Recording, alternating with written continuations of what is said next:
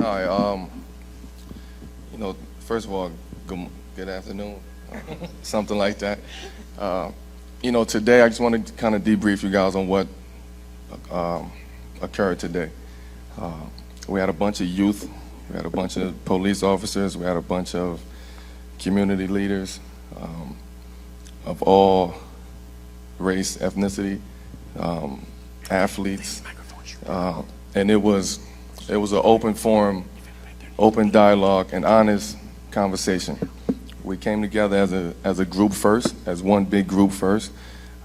We discussed some things, and then we broke down into small groups, 8 small groups, and each group had, athletes, officers, community leaders, and what we did was we just talked about the issues that's going on out there today, and we talked about solutions. Now, there was a lot of solutions that was going on out there today, but we know that nothing is going to happen overnight. But what we wanted to do was create something that we can start right now and continue on when we leave here today. It was some very, very powerful messages that was being talked about amongst not just us as athletes, but the youth.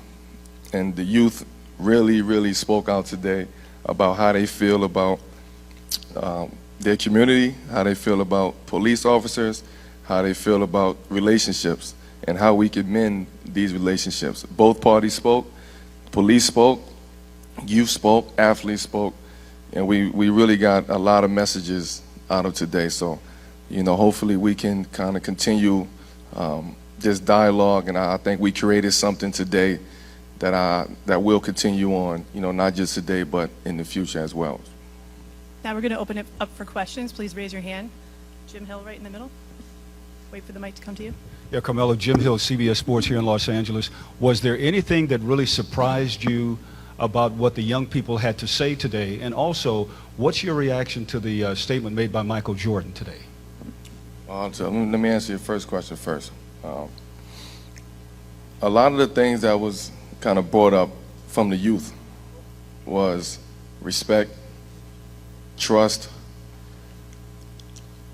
communicating, how to respect one another, officers to civilians, civilians to officers, education, educating the youth, educating the people, what to do when police officers stop you.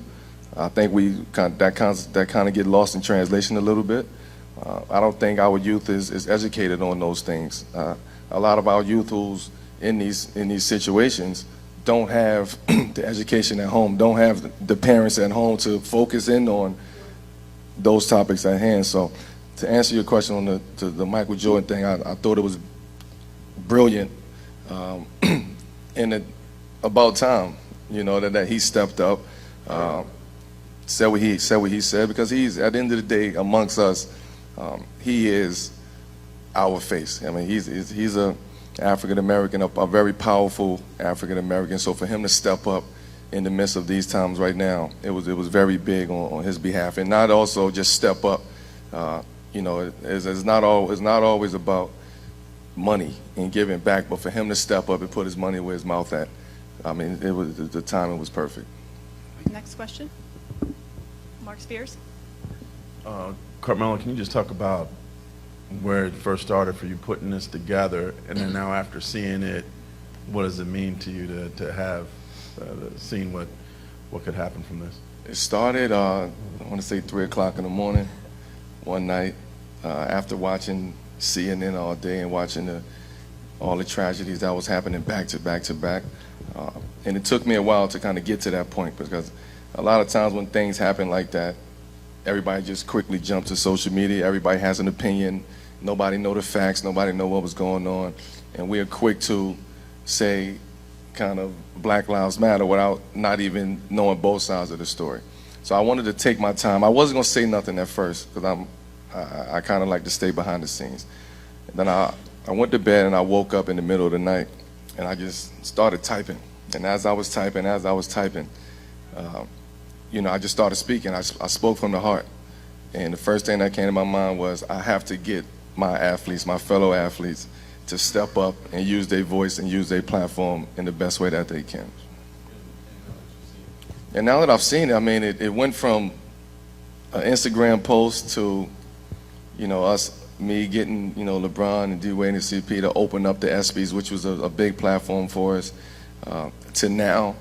And then this is, we're just going to keep it going. We're going to keep the conversations going. So, but for me to just see it, I really don't, when you're in it, you really don't understand and feel the impact that, that you're creating, that you have. It's not until you kind of sit back and unwind and think about everything and put everything into perspective. Next question. Brad Turner, LA Times. I apologize for not knowing your name, officer, but my question is to you. You live here in Los Angeles. You're obviously an African-American officer. What was your take on today's thing, and what do you feel about what Carmelo's doing? Thank you. I'm Deputy Chief Bill Scott, Commanding Officer of Operations South Bureau. I thought today was tremendous. And the biggest thing for me and a lot of the officers that were out there is that it gave us a safe space to talk. And I know we've heard our Chief of Police and our Mayor talk about that, having a safe space to talk. The youth, these conversations were very deep, at least in my group.